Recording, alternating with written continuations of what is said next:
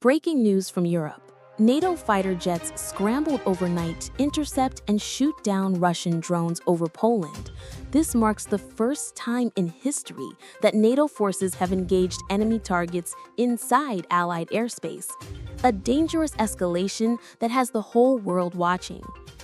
According to officials, at least 19 Russian drones crossed into Poland's eastern region during a massive overnight assault on Ukraine. NATO quickly responded with Polish F-16s, Dutch F-35s, German Patriot air defenses, and Italian surveillance aircraft. Explosions rocked towns near the border, and residents described windows shaking as drones were shot down. This wasn't just another drone attack.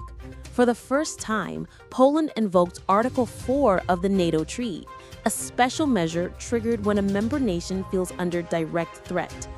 That means NATO's leaders will now meet for emergency discussions on how to respond to Russia's latest aggression.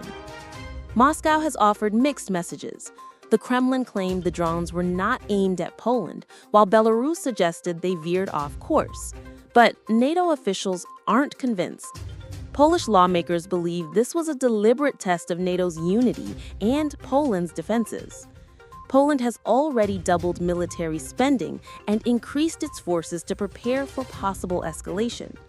With Russia launching hundreds of drones and missiles at Ukraine in recent weeks, Western leaders warned that any strike inside NATO territory, accidental or not, could spiral into direct confrontation with Moscow.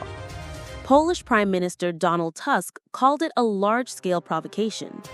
NATO's Secretary General Mark Rutte described the incident as absolutely reckless and dangerous. And U.S. lawmakers are warning that Putin is testing NATO's resolve, saying these incursions cannot be ignored. This comes just weeks after President Trump and Vladimir Putin met in Alaska for what was supposed to be a peace summit. Those talks appear to have failed, with Russia intensifying its strikes across Ukraine. For millions in the region, the fear of war spreading beyond Ukraine's borders feels more real than ever. This is a developing story. NATO's response could determine the future of the Ukraine war and whether Europe is dragged into a wider conflict. What do you think NATO should do? Should the West confront Russia more directly or push harder for peace talks? Let us know in the comments. Don't forget to like this video and subscribe to US Headlines 24 for all the latest breaking news.